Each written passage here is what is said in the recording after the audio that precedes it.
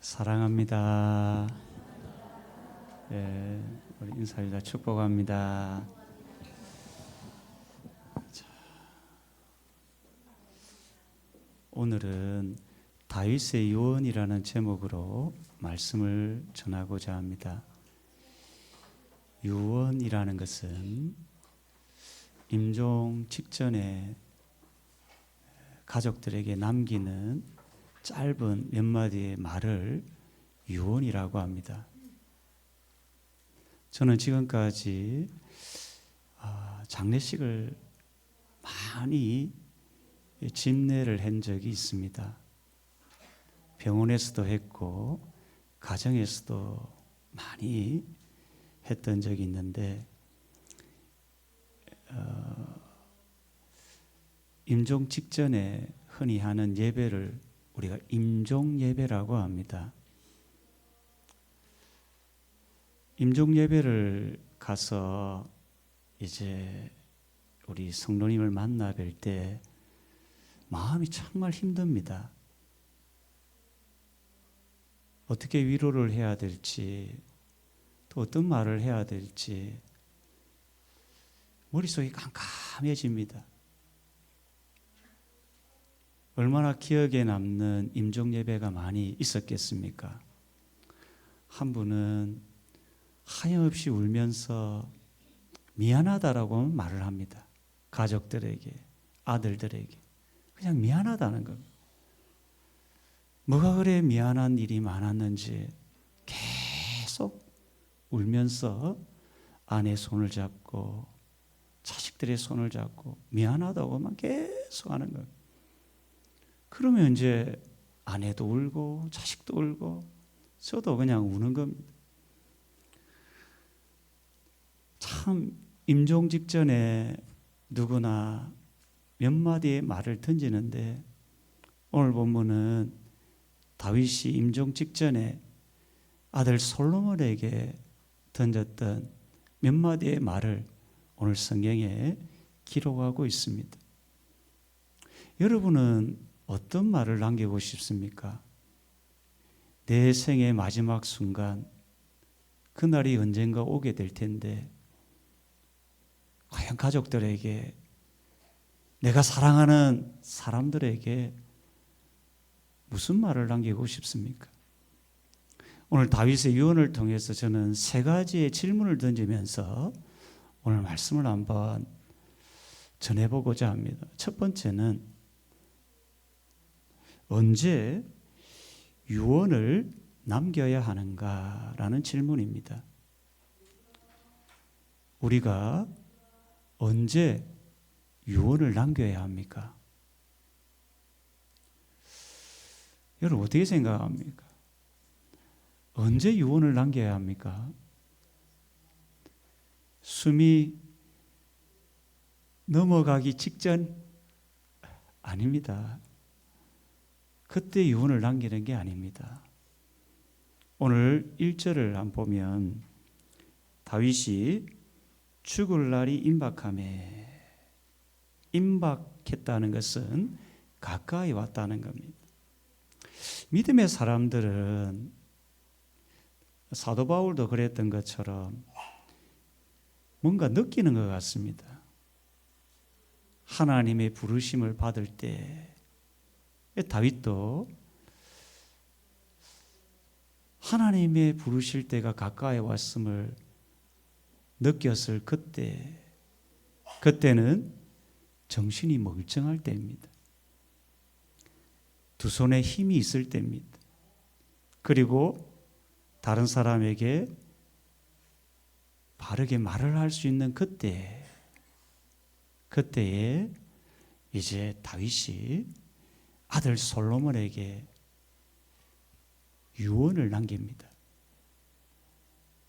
성도님 여러분, 우리도 언젠가 생을 마감할 때가 있을 텐데 평소에 여러분이 꼭 남기고 싶은 한마디의 말이 있다면 생각을 하시고 노트에 남기시는 습관을 가지면 좋습니다. 그것이 어떤 말이든 그것이 여러분 자녀에게, 가족들에게 큰 교훈이 되고 또 그 자녀들의 삶 가운데 큰 힘이 될 그 유언을 한 번쯤은 생각하고 남겨보는 것이 아주 귀한 일이라는 생각이 듭니다. 언제 유언을 남겨야 됩니까? 바로 지금 정신이 멀쩡할 때, 힘이 있을 때 한번 유언을 글로 표현해 보시기를 바랍니다. 죽기 싫은 모양이에요. 자, 두 번째 질문은 그러면 무엇을 유언으로 남길 것인가? 이 질문입니다. 내 생의 마지막 순간 나는 무엇을 유언으로 가족들에게 남길 것인가? 사람들은 그렇게 생각합니다. 나의 죽음은 아주 멀리 있다고 생각합니다. 나는 죽음과 전혀 관계없는 것처럼 생각하며 살아갈 때가 있습니다. 이것은 정말 큰 착각입니다. 올 때는 순서가 있어도 갈 때는 순서가 없다는 겁니다. 내일 내 인생이 어떻게 될지 모르는 겁니다. 오늘 다윗이 남긴 유언을 생각해 보면서 우리가 무엇을 후손들에게 남길 것인가를 한번 생각해 보는 계기가 되면 좋겠습니다. 다윗은 세 가지를 남기는데, 먼저 죽음을 기억하며 살라는 유언입니다. 2절을 보면 내가 이제 세상 모든 사람이 가는 길로 가게 되었노니, 이 길이라는 단어가 있습니다. 다윗은 시편에서 두 가지의 길을 종종 이야기합니다. 하나는 의인의 길이 있습니다. 하나님이 기뻐하는 길이 있습니다. 또 하나는 하나님 기뻐하지 않는 죄인의 길이 있습니다. 각자 사람마다 하나님이 기뻐하는 길을 걸어가는 사람이 있고, 또 어떤 사람은 하나님이 전혀 기뻐하지 않는 길을 걸어가는 사람도 있습니다. 사람이 사는 날 동안은 각자 자기의 길을 걸어가는 겁니다. 그런데 어느 순간 모든 사람, 한 사람도 예외 없이 세상 모든 사람이 동일한 걸어가야 될 길이 있습니다. 그게 뭘까요? 죽음이라는 겁니다. 다윗은 세상 모든 사람이 걸어가는 길을 이야기하면서 그 모든 사람 안에 가장 먼저 누구를 생각했을까요? 자신입니다. 다윗은 부와 권세와 누구도 허무할 만한 대단한 믿음의 사람으로 살았던 위대한 믿음의 사람이 다윗입니다. 그도 어느 날 죽음의 길을 걸어가게 된 겁니다.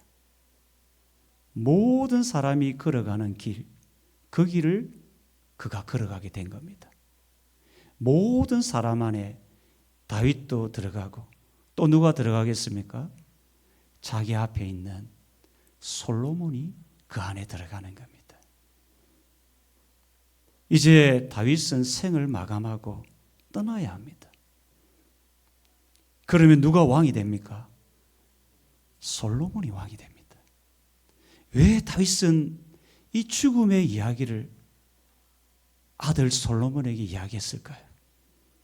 그가 왕이 되면, 부와 권세를 가지게 되면 그 권세가 자기의 건강이, 자기의 영광이 영원할 거라고 착각하지 않도록 죽음을 이야기하는 겁니다. 성도님 여러분, 죽음을 생각하는 사람과 죽음을 생각하지 않는 사람의 큰 차이가 뭔지 압니까? 죽음을 생각하는 사람은 매사에 언행을 조심하는 겁니다. 곧 내가 생을 마감하고 떠날 사람이기에 늘 겸손하게 살아가는 겁니다.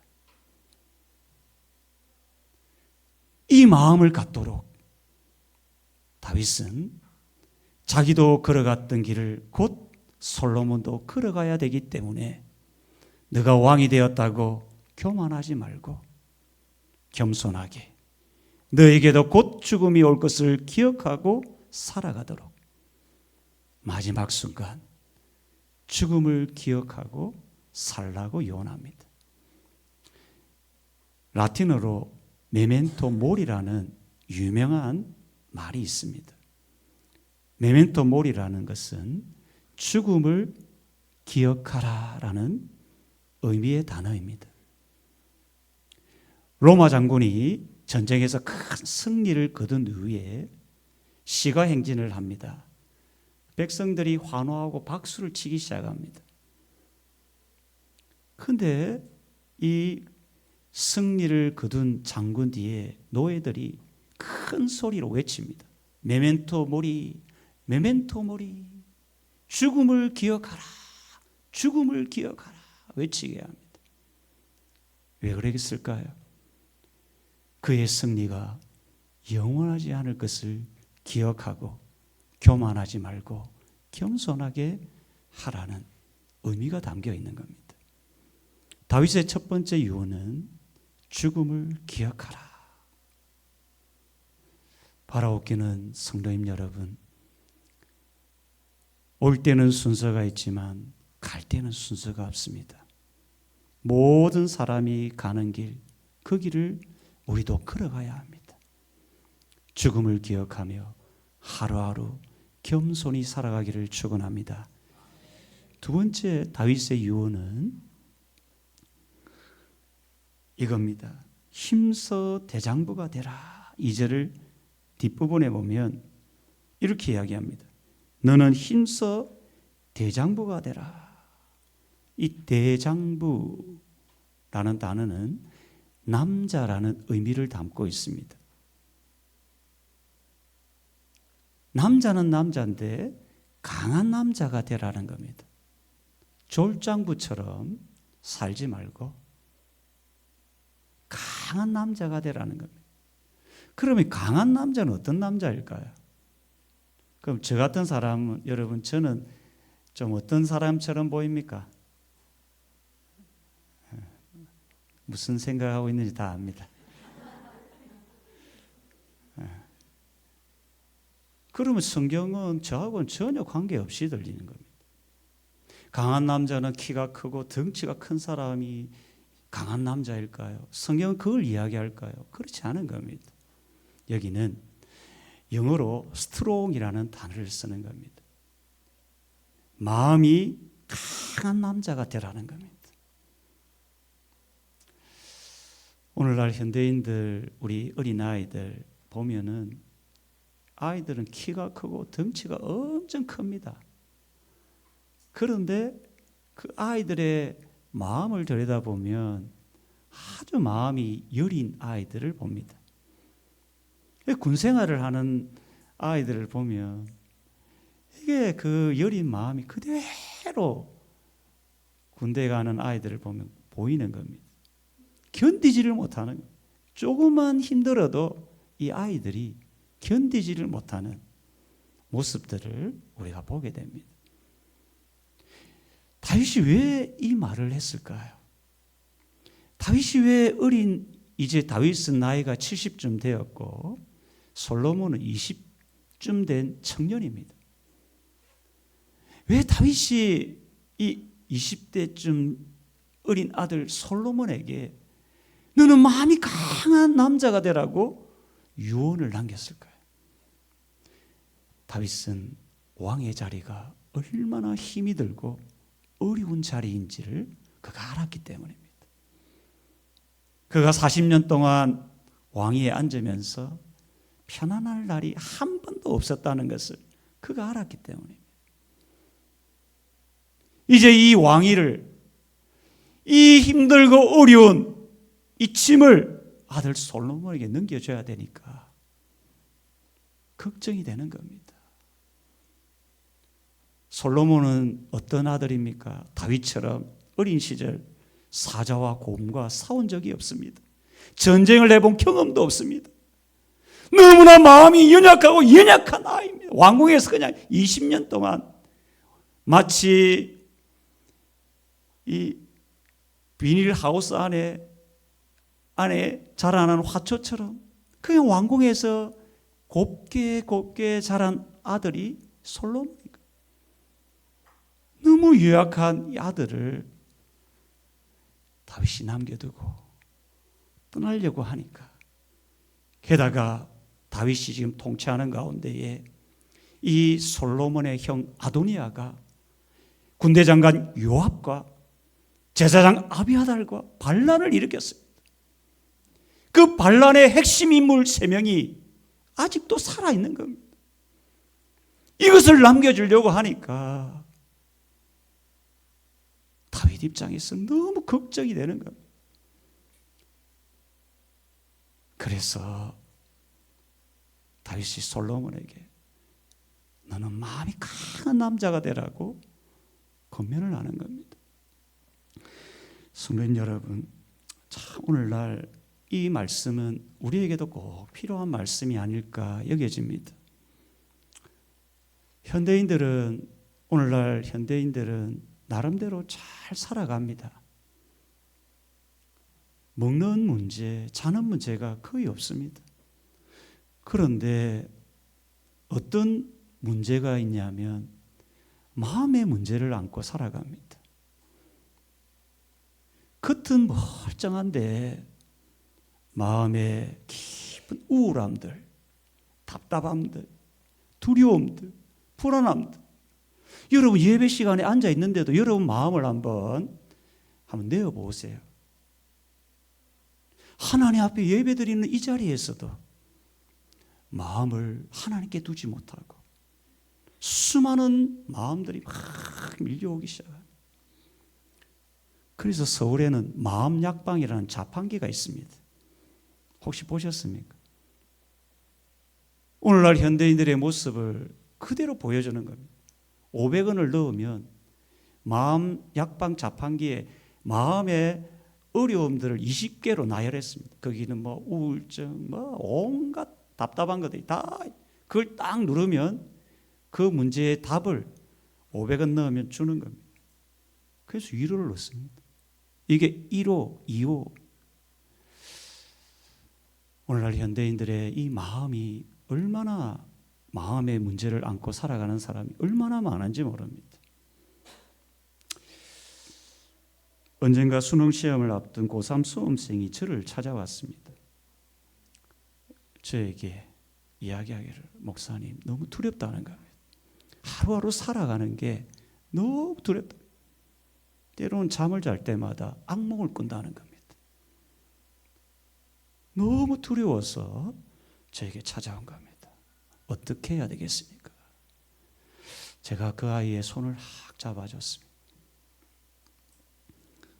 그러면서 내가 물었습니다. 이 손이 누구의 손이냐 물었더니 목사님 손이 그래. 그래서 내가 이런 이야기 해줬습니다. 그래, 목사님 손이지. 그런데 또 하나의 손이 있는데 목사님과 함께하는 하나님의 손이란다. 그 이야기를 해줬어요. 그래서 다시 물었습니다. 자, 이 손이 누구의 손이야? 하나님 손이에요. 그래, 맞아. 하나님이 지금 내 손을 꼭 붙잡고 있는 거야. 더 이상 두려워하지 말고 담대히 살아가려. 그러면서 손을 꼭 잡고 제가 기도해 줬습니다. 하나님, 이 아이의 두려운 마음을 꼭 떨쳐버리게 하시고 담대히 살아갈 수 있도록 은혜 내려 주옵소서. 기도해 줬던 이 아이가 참 놀라운 거는 그 아이가 믿음이 생긴 거예요. 아주 짧게 이야기한 거잖아요. 하나님 네 손 붙잡고 있는 거야. 보이지 않는 하나님의 손이 너를 붙잡고 있어. 힘내. 두려워하지 마. 그게 이 아이가 믿은 거예요. 그리고 몇 달 있다가 보니까 너무 싱글벙글 사는 거예요. 뭘 믿은 겁니까? 자기하고 함께 하신 하나님 믿고 마음의 두려움을 떨쳐버린 거예요. 여러분, 다윗의 두 번째 이유는 너는 마음이 강한 남자가 되라는 겁니다. 여러분, 마음이 강한 성도가 되기를 축원합니다. 그리고 마지막 세 번째는 하나님의 말씀을 지켜 행하라고 말합니다. 그게 3절입니다. 3절. 성도님 여러분, 부모가 되면 정말 간절히 가지는 소원이 하나가 있는데 뭘까요? 부모가 딱 되었어요. 그러면 어떤 소원이 강하게 마음속에 일어날까요? 자녀가 잘 되는 게 부모의 첫 번째 소원 아닙니까? 여러분, 아닙니까? 저는 그렇게 생각합니다. 부모라면 자녀가 이 땅을 사는 날 동안 잘 되고 형통한 삶을 사는 것이 부모의 첫 번째 소원 아닙니까? 뒤에 계신 분들은 자녀가 어떻게 되든 관계없습니까? 정말 우리 인생이 정말 자녀가 잘 되면 좋지 않습니까? 이 땅을 살아가는 날 동안 자녀가 잘 되고 형통한 삶을 사는 게 부모의 기쁨이고 소원 아닙니까? 다윗도 마찬가지였다는 거예요. 이제 다윗은 생을 마감하고 마지막 하나의 소원이 있다면 이 자녀가, 남아있는 이 자녀가, 아들 솔로몬이 잘 되고 형통하는 게 이 남은 이 다윗의 유일한 소원이었다는 겁니다. 그 방법을 이제 유언에 담아서 말해주는 겁니다. 그게 뭐라는 겁니까? 하나님의 말씀을 지켜 행하라는 겁니다.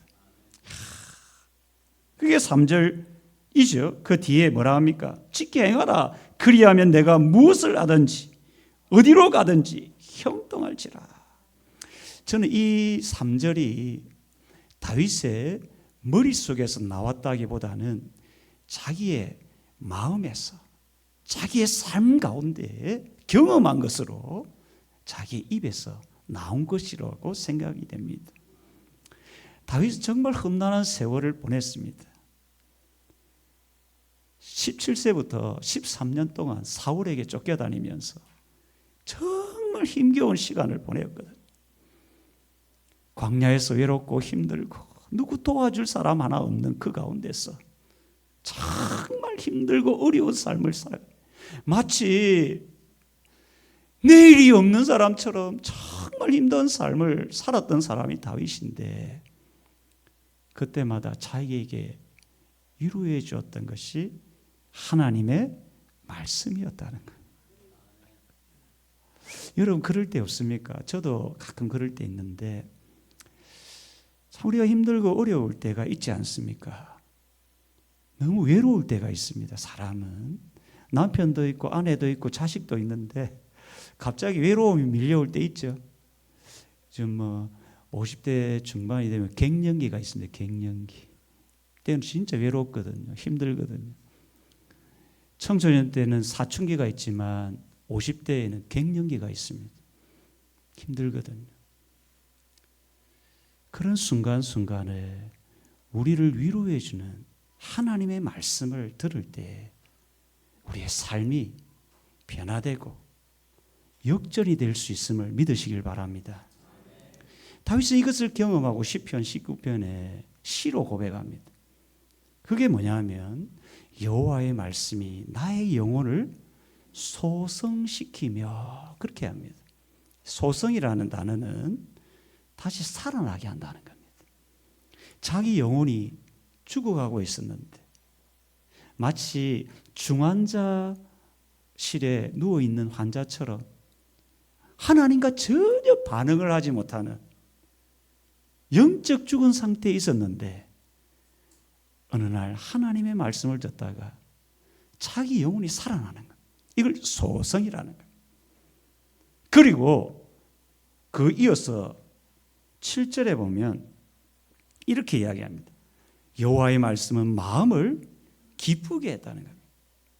여러분, 하나님의 말씀을 듣다가 여러분 마음에 기쁨이 있기를 바랍니다. 그 고난의 자리에 있다가 다윗은 경험한 겁니다. 하나님의 말씀을 듣다가 이 말씀이 이렇게 내 영혼을 살리고 기쁨을 주는구나. 그리고 이어서 여호와의 말씀은 순결하여 눈을 밝게 하는도다. 지금까지는 세상의 눈만 밝았는데 하나님의 말씀을 듣다가 영적인 눈이 활짝 열리는 경험을 이 다윗이 하게 된 겁니다.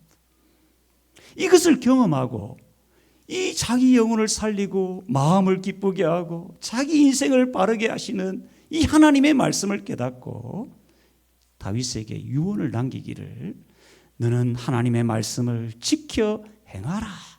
그리하면 무엇을 하든지 어디로 가든지 형통하리라.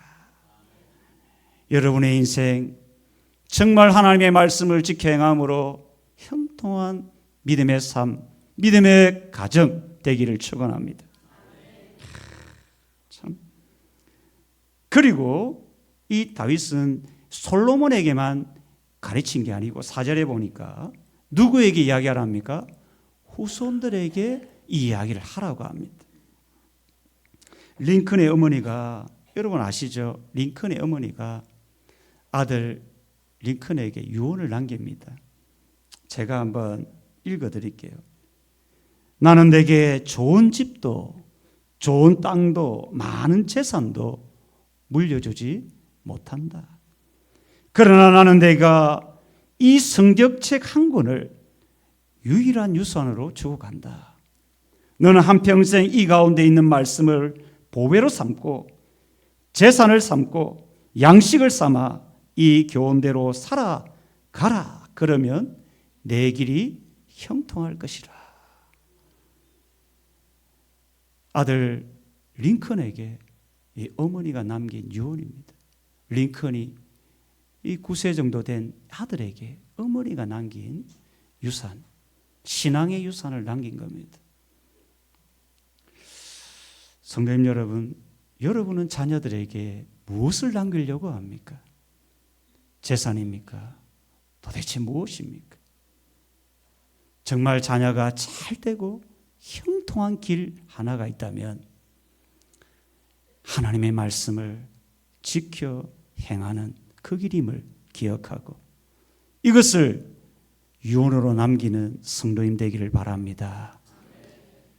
그러면 마지막 질문 하나는 유언을 잘 남기면 과연 후손들이 어떻게 되는가? 12절, 우리가 오늘 읽지는 않았지만 12절 보면 이렇게 이야기합니다. 솔로몬이 그의 아버지 다윗의 왕위에 앉으니 그의 나라가 심히 견고하니라. 여러분 자녀들의 인생이 복되고 형통하고 견고하기를 원하십니까?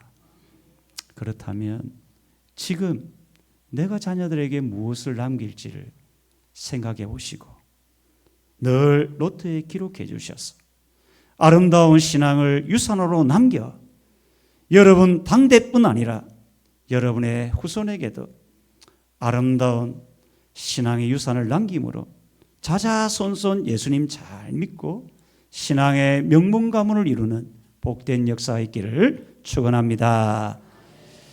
우리